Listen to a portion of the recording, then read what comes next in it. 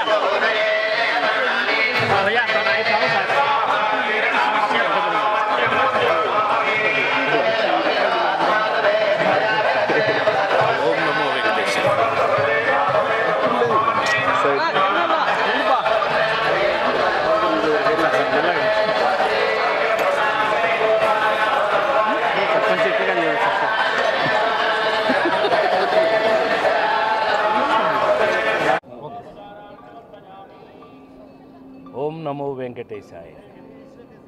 కొత్త కనిపిస్తున్నాను కదా, మరి కల్కికి వచ్చేసిన తర్వాత ఇంకొత్తగా మారాలి కదా, వయసును బట్టి మారాలి. అన్నిటికీ కారణం ఆయనే. 47 సంవత్సరాల సినిమా జీవితంలో రకరకాల వేషాలు ఇస్తూ రకరకాల పాత్రలతో మీ ముందుకు వచ్చిన నేను ఇవాళ కల్కి వరకు కూడా ఒక కొత్త పాత్రలు చేయడం జరిగింది. అందులో భాగమే ఇదొకటి. ఇప్పుడు చేస్తున్న మంచి అంతా స్వామి, మన చేతిలో ఏమీ లేదు.